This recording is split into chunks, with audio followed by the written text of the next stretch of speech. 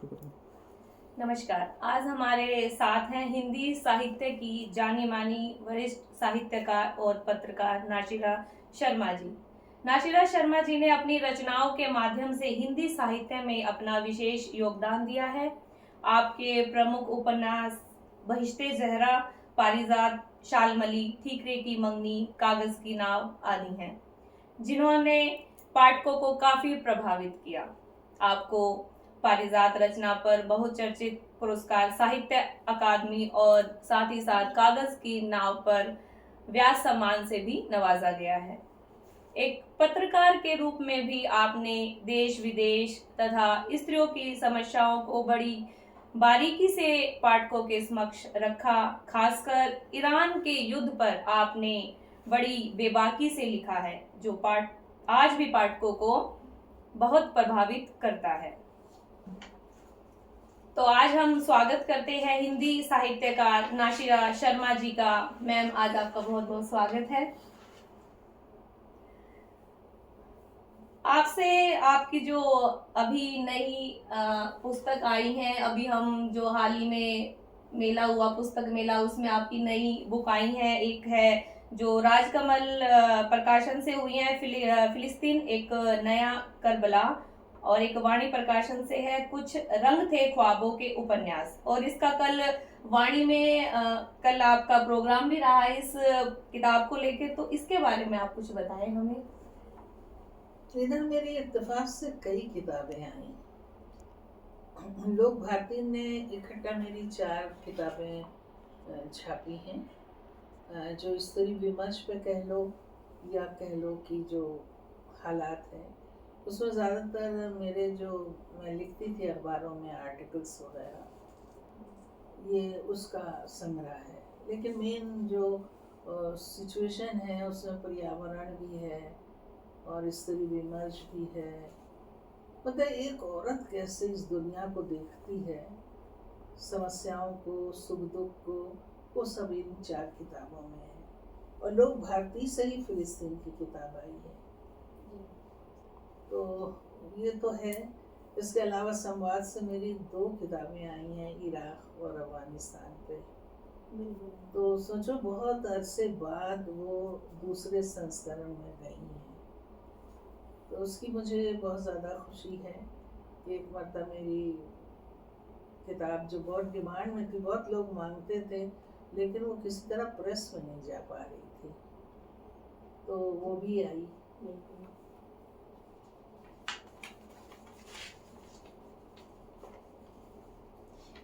और जो आप जीवन में जो आप ये अभी तक लिखती आ रही हैं, इसका मैं जानना चाहूंगी कि ये यात्रा आपने कहाँ से कैसे शुरू की।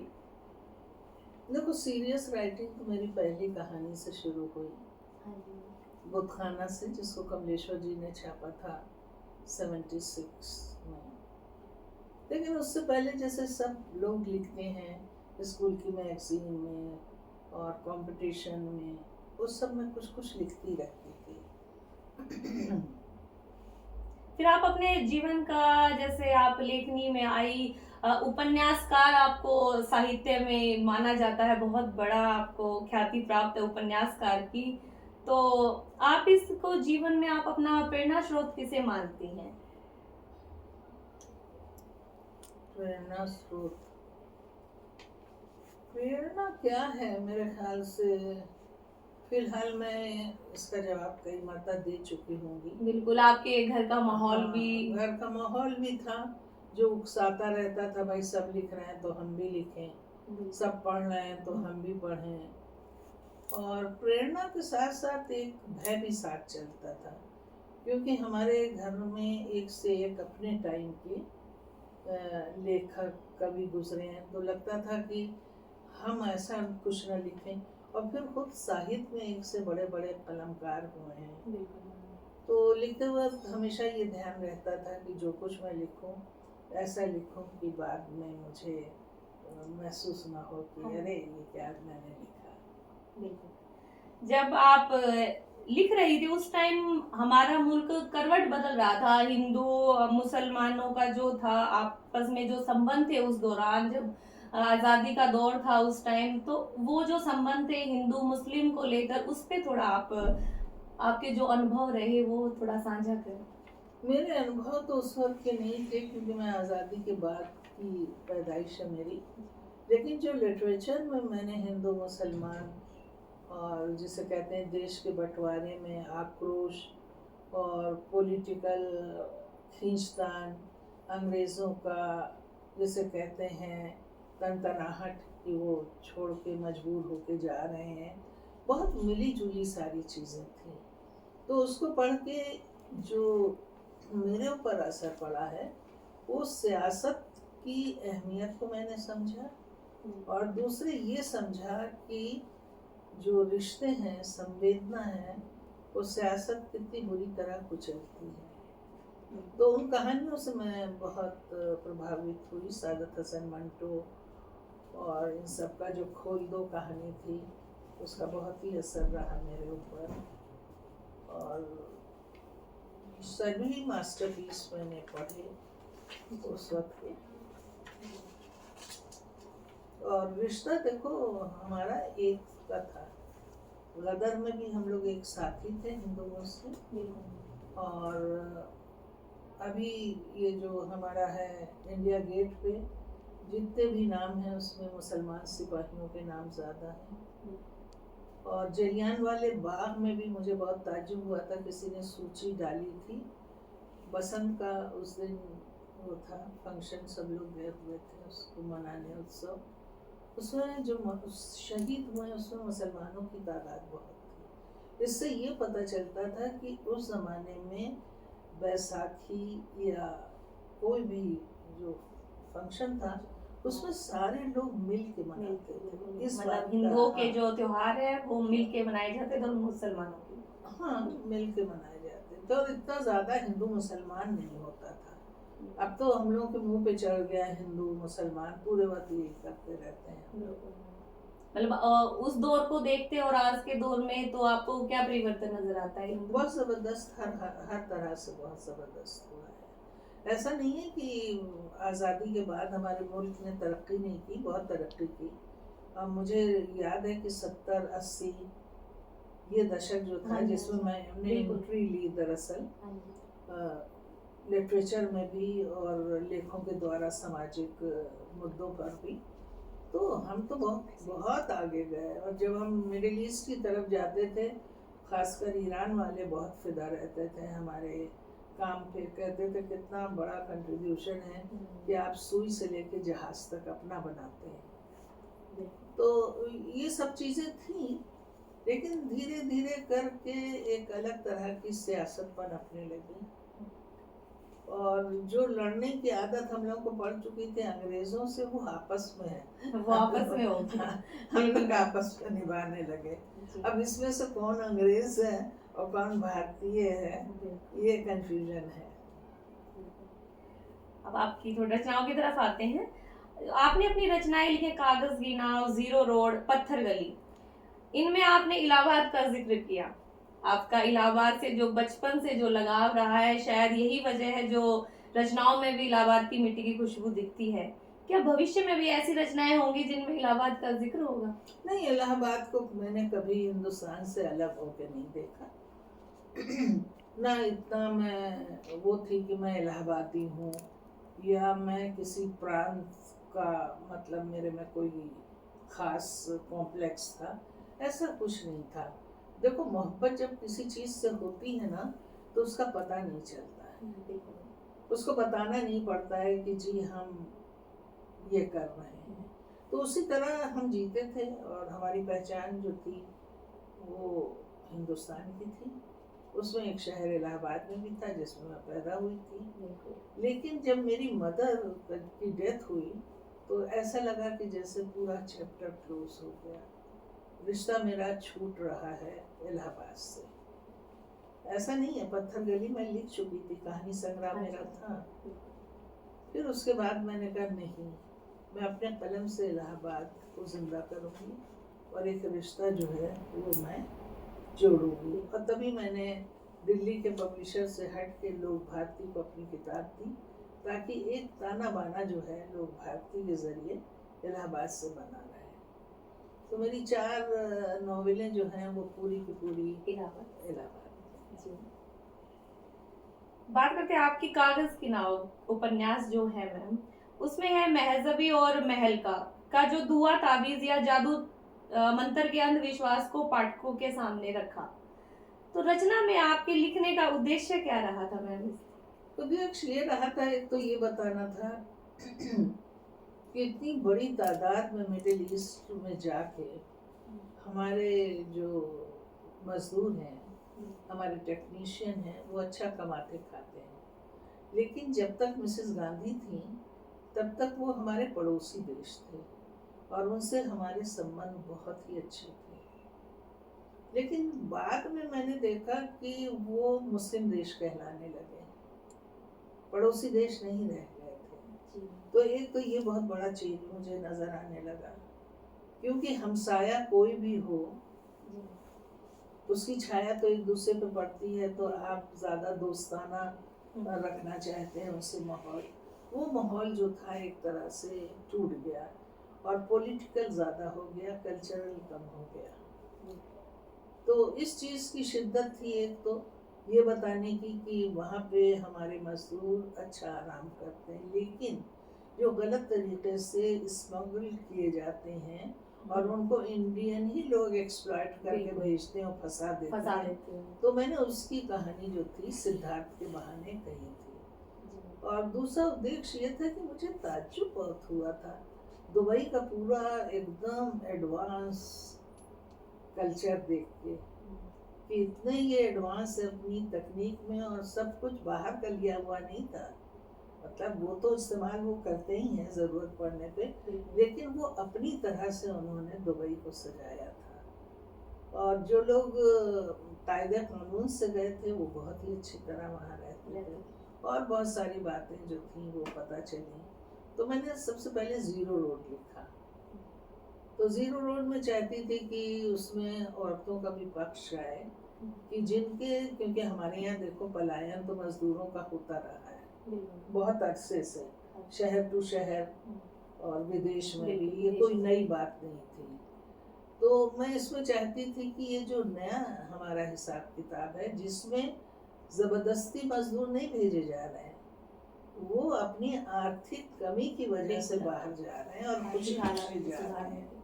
हाँ, तो एक तो ये था। और तीसरी बात ये थी कि बहुत बड़ी अर्थव्यवस्था जो वहाँ की टर्नओवर है हमारा, वो बहुत बड़े सैकड़ों नहीं करोड़ों में है, जो वहाँ के मजदूरों की कमाई यहाँ आती है। तो वो मेरे लिए बहुत ताज्जुब-खेज़ थी वो बात। और चौथी बात ये थी कि जो लोग बाहर चले जाते थे उनकी फैमिली कैसे भटकती है, कैसे करप्ट होती है, कैसे उस रनिंग मनी के लिए जादू टोने होते हैं, कैसे मुल्ला जो हैं, जो जाहिल मुल्ला हैं, वो कैसे उनको बेवकूफ़ बनाते हैं।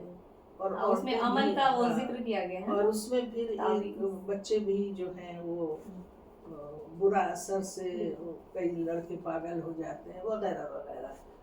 तो उसमें पूरा जिसे कहते हैं मैंने बिहार उठाया था। जी मैम। और तुम पूछ सकती हो कि आपने इलाहाबाद क्यों नहीं उठाया। उसकी वजह ये थी कि मैं जिन मजदूरों से वहाँ मिली थी, या जो मजदूर यहाँ से जाते हैं, वो बिहार से बहुत ज्यादा, बिहार से ज्यादा जाते हैं।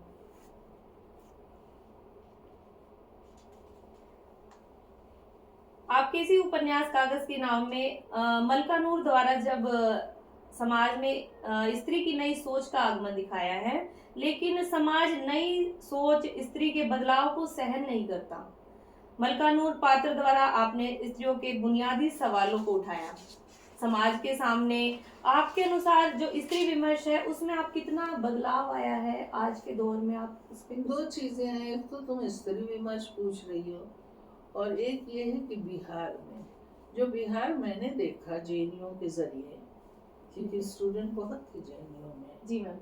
और फिर जैसे जैसे जाना हुआ तो एक चीज़ मुझे महसूस हुई कि तड़प बहुत है बिहारी औरतों में आगे बढ़ने की। उसमें बहुत सारी लड़कियों को मैंने देखा कि एकदम प्रेग्नेंट, 9वां महीना है, उसमें भी इम्तिहान देने जा रही हैं, लेकिन जो उस वक्त का सिस्टम था वो उनको पनपने नहीं दे रहा था। तो ये बहुत बड़ी बात है। और दूसरी ये है कि गांव-गांव में जो पिछड़ापन था, जो धीरे-धीरे अब छँट रहा है और अब बहुत बदला है, बहुत बदला है बिहार पिछले 20 सालों में। हाँ, काफी तरह तो मानी बात है कि मलका नूर एकदम अलग बिल्कुल मतलब इलाके में जहाँ पे पतंग उठा के देने पे भी सास बिल्कुल कहती सास हैं कहती है, उस हाँ, पे फिर हाँ, उसको बंदिशों में रखा हाँ, जाता है काफी। उसकी बंदिशों में इसलिए भी रखा जाता है कि घर के मर्द तो कमाने गए हैं और एक बूढ़ा मर्द है, तो उनकी अपनी भी मजबूरियां हैं। तो इन सारी मजबूरियों को मैंने उस किताब में डाला। उस दौर में जब ये मलका नूर आपने दिखाया है, तो उसमें उसका जो परिवार है, उसकी इसी सोच से सारा परिवार ही बिखर जाता है उसका। फिर भी अंत तक आते आते उपन्यासकार में उस उपन्यास में उसको दिखाया जाता है, उसकी मृत्यु दिखा देते हैं, लोग उस पे ताने कसते हैं इस तो वो चीज। तो होता ही है जब पहली शुरुआत होती है। शुरुआत में मतलब ये सभी मतलब इस बदलाव को सहन कर ही नहीं सकते। हमारा ये मान लो कि समाज पुरुष प्रधान समाज जो कहते हैं, इसका थोड़ा अब मुझे पुरुष प्रधान और ये सब तो नजर नहीं आता है इतना ज्यादा, ना मैं ये टर्म्स बहुत अच्छी तरह यूज करती हूँ। मुझे लगता है जब जिसको मौका मिलता है वो खूब अच्छी तरीके से एक दूसरे को एक्सप्लॉइट करता, औरत औरत को करती, मर्द मर्द को बिल्कुल। करता, औरत मर्द दोनों एक दूसरे को करते हैं। तो यहाँ जो चीज़ मैंने दिखाने की कोशिश की है वो ये है कि मतलब कितना सिस्टम ने लोगों को झूठ बोलने कि एक आदमी जो बिजली का मैकेनिक है वो अपने को इंजीनियर बता रहा है और हाँ, इतना बिल्कुल, लंबा उसमें चौड़ा जहेज मांग रहा है। ये सब जो चीज़ें थी ये खुल के सामने आई और बहुत लोगों ने कहा कि हम लोग ताज्जुब तो करते थे कि फलां का मकान इतना अच्छा बन गया, लेकिन कभी ये नहीं सोचा कि ये मिडिल ईस्ट की कमाई है। और ये सब मैं इसलिए भी कह रही हूँ कि हमारे रिश्ते जो हैं उन देशों से ज़्यादा बेहतर बने जहाँ हमारे लोग कमाई करने जाते हैं। आज के दौर में जब स्त्री विमर्श और उनकी बंदिशों को लेकर काफी चर्चाएं हो रही हैं, तो आज के दौर में आपको लगता है कि पुरुष भी कहीं ना कहीं बंदिशों में आप देखती हैं पुरुष को भी? देखो स्त्री विमर्श जब यूरोप से एकदम ख़त्म हो रहा था तो यहाँ लोगों ने गोद ले लिया उसको और एक खास एडिटर और एक खास मैगजीन ने ये चीज़ें उठाई तो अच्छा था, अच्छा था। उसमें मुखरता आई और सभी बोलने लगे। पहले तो ये था कि वो लोग बोलते थे जिनकी पकड़ इसके ऊपर थी। अगर तुम मर्द और औरत की कहानियाँ पढ़ो तो उसमें औरत की जो पीड़ा है, वो व्यथा है, वो बहुत अच्छी तरह से पेश की गई है, समझी। लेकिन बाद में जो खास बात आई वो ये आई कि जो औरत मुखर हुई तो उसमें से बैलेंस जो था वो औरत की तरफ ज़्यादा हो गया, क्योंकि उस मुखरता की वजह से उसको बढ़ावा दिया, प्रोत्साहन दिया कि आप बोलिए। तो बोलने में वो ये भूल गई कि उसकी गलतियाँ कितनी हैं। तो जो बैलेंस था ना राइटिंग का, उसको ठेस पहुँची कि उन्होंने एकदम, जिसे कहते हैं एक दौर तो ऐसा आया था कि जिसमें कोई भी मर्द ऐसा लगता था समाज में बचा नहीं है जो अच्छे किरदार का। इतनी शिकायतें आपकी वो कागज की नाव उपन्यास है, उसमें वो अमजद का जो किरदार है वो उसमें दिखाया गया है। वो अपनी बीवी को रास्ते से लाता है, अमल के रास्ते पे, जो उसमें जादू मंत्र में जो थी अपनी बेटियों के लिए भी कर रही थी, और फिर उसको वो सही रास्ते पे लाता है। उसका परिवार भी बिखर जाता है इस वजह से। लेकिन उस किरदार को लोगों ने इस तरह भी लिया कि कोई इतनी जल्दी बदलता नहीं जो आपने उसमें बदल दिया। हाँ, बिल्कुल।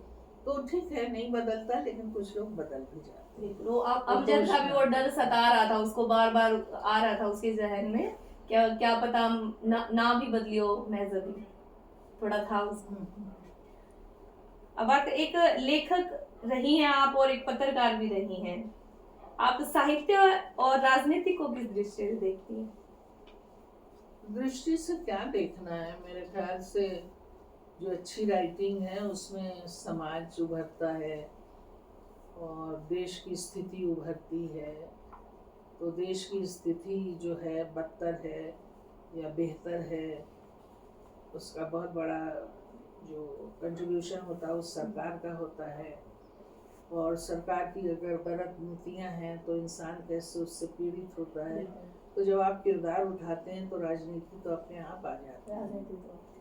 तो कुछ समाज में राजनीति इस तरह से आती है और कुछ में ऐसी आती है जहाँ पे आपका कच्चा माल बहुत है, छोटे देशों में, जैसे खाड़ी के देशों में। तो जो बड़े मुल्क हैं, जो जिसे कहते हैं, वो एक्सप्लॉइट करना चाहते हैं, उनको शोषण करना चाहते हैं, और बहुत दिनों तक हम लोग शोषित रहे। लेकिन वो जागरूकता आई धीरे धीरे और हम उससे निकले। तो राइटिंग में जब आप सचेत रहते हैं तो आपको खूब पता है कि इंसान कहाँ पिस रहा है। अब लोग कहेंगे कि नहीं साहब, गेहूं तो इसलिए महंगा है कि फसल खराब हुई थी। तो अगर फसल खराब हुई है तो सरकार क्या कर रही थी? क्योंकि लोगों की तनख्वाहें तो नहीं बढ़ी ना कि गेहूं महंगा हो गया है या किसान मर रहा है। और किसान, देखो, एक ज़माना था कि बड़ी बड़ी तकलीफ़ों के बावजूद वो सोसाइटी कभी नहीं सोचता था, क्योंकि उसकी गरीबी में साहूकार जो था अच्छे बुरे तरीके से, या समाज के दूसरे लोग मतलब उसको झेल लेते थे, उसके गम को। लेकिन जब से बैंक की व्यवस्था हुई और अच्छाई के लिए हुई, उसने जो है धमकाना, ना देने पे जेल, बदनामी, ये सब जो हुआ, किसानों ने भी देखा जब नगद आया तो लड़कियों की शादी में खर्च कर दो वगैरह। तो ये जो नया हमारे सामने व्यवस्था हुई, उसको हम ठीक से बना नहीं पाए। बिल्कुल।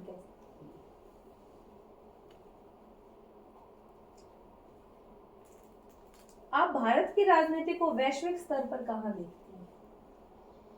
भारत अपना नाम किए हुए था, और मुझे याद है मैं जितने भी मुल्कों में गई बहुत ज़्यादा रिस्पेक्ट हिंदुस्तान की देखी, एक ख़ास अंदाज से, जो हमारे लिबास से प्रकट होती थी। और वो लिबास मिसेस गांधी का लिबास था जो वो जाके पहन के जाती थी। तो जिन जिन मुल्कों में मैं गई मुझे ऐसे ही महसूस हुआ। और दूसरे जो हमारी नीतियाँ थीं, जो हमारी कूटनीति थी, और जो हमारे सरोकार थे, उसकी बहुत रिस्पेक्ट है दुनिया में, रही है। आज के दौर में भी भारत, अब आज के दौर में तो हमको बताया जा रहा है कि इससे पहले नहीं थी और अब हो रही है। तो ठीक है, जो लोगों को नहीं पता था कि 75 साल तक क्या हुआ, वो ऐसे क्यों नहीं सोच सकते? क्योंकि आज जो है, अगर मैं इस घर में 75 साल पहले पैदा हुई और आज खड़े होके मैं 75 साल को देख रही हूँ, और मेरी गोद में मेरा पोता है जिसने अभी 2 साल देखा है, तो उससे तो लगेगा ये नई चीज़ है। सही। तो जिनकी आंखें जो हैं वो देर में खुलती हैं, उन्हें लगता है ये तो हमारा टाइम है, हमने सब कुछ देखा, हमने किया। लेकिन जो पुराने लोग हैं उनके सामने से तो वक्त गुजरा है ना। राजनीतिक पक्षों को उभारने में बतौर एक लेखक के रूप में आपका क्या दृष्टिकोण हो सकता है? एक लफ्ज बोली, साफ नहीं समझ में आया। राजनीतिक पक्षों को उभारने में। अच्छा, बिल्कुल। देखो, मैं किसी पार्टी से तो ताल्लुक रखती नहीं हूँ, और ना मुझे इसमें दिलचस्पी है कि कौन जीत रहा है कौन हार रहा है। लेकिन मुझे इसमें दिलचस्पी ज़रूर है कि जो सरकार आए वो क्या दे रही है।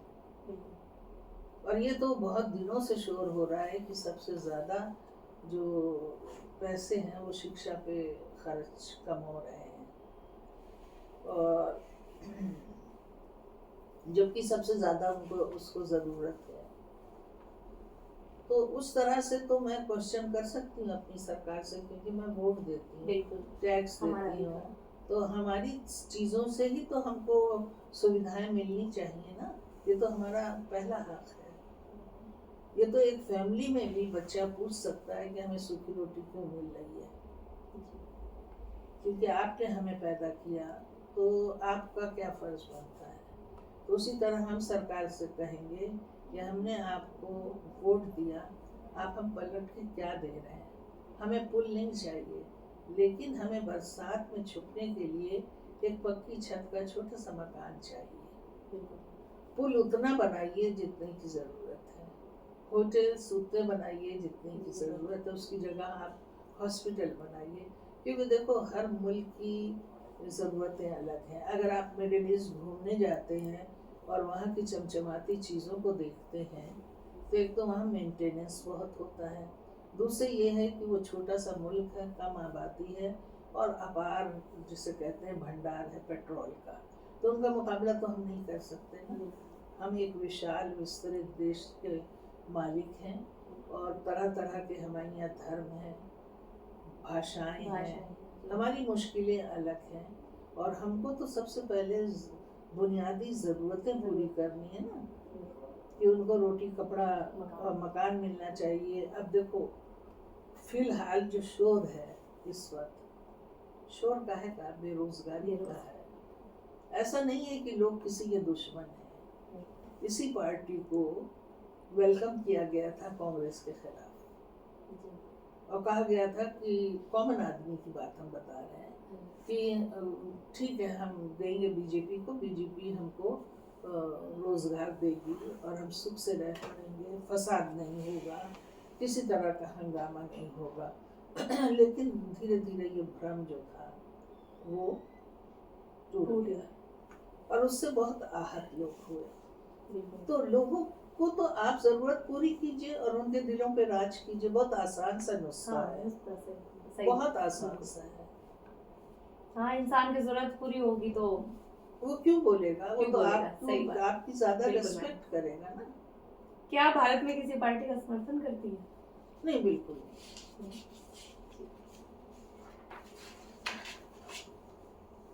आप इस दौर में ईरान असली बात मैं इसके बारे में कुछ कहना चाहती हूँ। जी मैं इंडियन पॉलिटिक्स से परहेज इसलिए करती हूँ उस पर लिखने से, और मैं ईरान की पॉलिटिक्स या मिडिल ईस्ट या वर्ल्ड पॉलिटिक्स पे इसलिए लिखती हूँ कि वहाँ के नेता अपनी आइडियोलॉजी में कहीं ठहरे रहते हैं, उसकी कीमत अदा करते हैं और वैसे ही लोग हैं। अगर वो उस पार्टी के अनुयायी हैं तो वो उसके लिए जान हथेली पे रखते हैं। लेकिन हमारे यहाँ मैंने देखा है कि मतलब हर 2-3 साल बाद लोग पार्टियां बदल लेते हैं। ये आज़ादी के बाद का फेनोमेना है और लोग भी जो हैं वो देखते हैं कि किस तरफ पावर है, वो उसकी बात करने लगते हैं। तो वो बताओ कि आज अगर हम किसी एक नेता को सपोर्ट कर रहे हैं और उसके काम की तारीफ कर रहे हैं कि देखते हैं 5 साल बहुत अच्छा गुजरेगा, कल को कुछ हो जाता है और उसके बहुत सारे षड्यंत्र पता चलते हैं तो मेरे कलम की क्या वक़्त रह जाएगी। बिल्कुल। आप उस दौर में ईरान में रही जिस समय हालात बहुत पेचीदा थे, ईरान में क्रांति का दौर था। उस समय आपने बड़ी बेबाकी के साथ ईरान की शासन व्यवस्था के खिलाफ लिखा। आपका वह अनुभव कैसा रहा? वो अनुभव ऐसा था कि मैंने किसी के खिलाफ नहीं लिखा था, लेकिन जो मेरा क्लास वर्क था वहाँ पे राइटर, उसको मैंने देखा कि ना उसको बोलने की इजाज़त है, जो बोलना चाहता है, जो लिखना चाहता है, जो पढ़ना चाहता है। तो जब वो वर्ग उभर के अपनी मांग के लिए आया तो मैं अपने वर्ग के साथ बोली। अब जब हो ली साथ और उन लोगों की रिक्वेस्ट थी कि आप गांधी के देश की हैं, आपके यहाँ आज़ादी है, हमारी आवाज़ पहुँचाइए, तो उनकी आवाज़ पहुँचाने में और उनकी मदद करने में अगर मेरी चीज़ किसी के खिलाफ जाती है तो उसकी कीमत भी मैंने अदा की, क्योंकि आप सबको तो खुश नहीं रख सकते ना। एक नज़रिया तो आपको राइटिंग के लिए और पत्रकारिता के लिए अपनाना पड़ेगा। आपका नया उपन्यास अल्फा बीटा गामा, जिसमें कुत्तों की व्यथा को व्यक्त किया है, कुत्तों को ही माध्यम के रूप में लेने का क्या कारण रहा होगा? कुत्ते हमारी जिंदगी के बहुत करीब रहे हैं, हमारे मुहावरों में हैं। बिल्कुल। और हमारे आसपास जो हैं वो टहलते रहते हैं। एक्चुअली मेरे बेटे को कुत्तों से बहुत दिलचस्पी थी और यूनिवर्सिटी में इन लोग नए जो बच्चे पैदा होते थे कुत्ते के, ये लोग भी छोटे छोटे थे, तो इन लोग उनको गोद में लिए लिए फिरते थे और दूध और डबल रोटी कहीं से ला के खिलाते थे। और बेटा भी मेरा गायब हो जाता था, मालूम आप कूड़ेदान के पास बैठा हुआ है और कुत्ते के बच्चे जो ढूंढ के खा रहे हैं उनको। तो इन सब से बहुत सारे कुत्तों से तजुर्बा। फिर आया कोविड, उसमें कुत्तों की बहुत बुरी हालत हुई। इंसान के हाँ, साथ एक छोटी सी कहानी थी, बच्चों के लिए लिखी थी, फिर वो होते होते बड़ी हो गई, बड़े होते होते फिर पूरा नॉवेल ही बन गया। जी। लेकिन उसमें सामाजिक मुद्दे बहुत हैं। अल्फाबेट का गामा में उसमें ये कहना कि वो कुत्ते के जरिए भारतीय समाज को मैंने उजागर किया है। अंतरधार्मिक और अंतर जातीय विवाहों के बारे में आपका क्या मानना है, तथा इस तरह के विवाह में किन किन चुनौतियों का सामना करना पड़ता है? चुनौतियां ही हैं, इसलिए कि आदमी का अगर दिल बड़ा नहीं है, खुला दिमाग नहीं है, तो फिर वो एडजस्ट नहीं कर सकता है।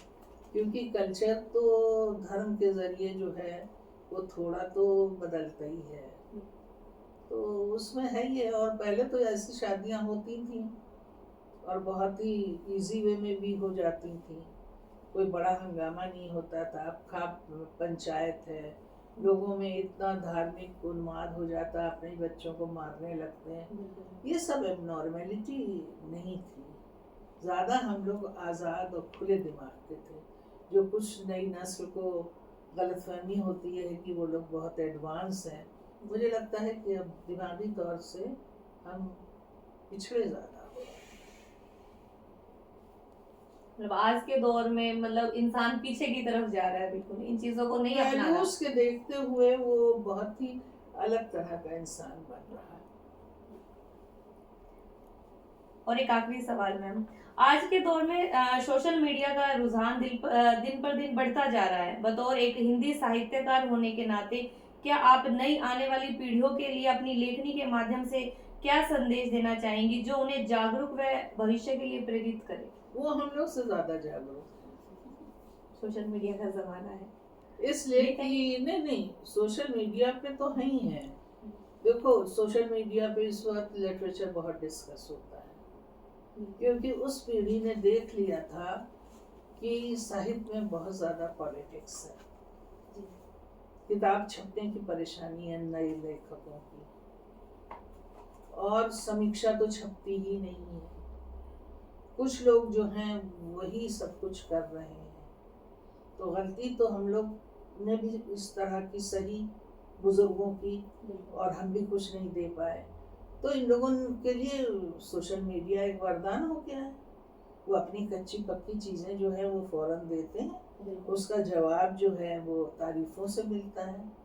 तो उससे ग्रोथ तो कम हो जाती है, क्योंकि जब आपको तारीफ की आदत पड़ जाती है तो आपकी जो विकास है वो नहीं हो पाता है। लेकिन ऐसा नहीं है, नए लोग बहुत अच्छा लिख रहे हैं, जो संजीदगी से लिख रहे हैं, और कुछ लोग सिर्फ लिखने के लिए लिख रहे हैं। गैर ज़रूरी चीज़ें, गैर ज़रूरी किताबें छप रही हैं, और बड़ी भीड़ है छपने की, और नए नए पब्लिशर वजूद में आ रहे हैं। वैसा नहीं है। धन्यवाद मैम आपका इतना कीमती समय हमें देने के लिए। तुम आई, बहुत अच्छा लगा।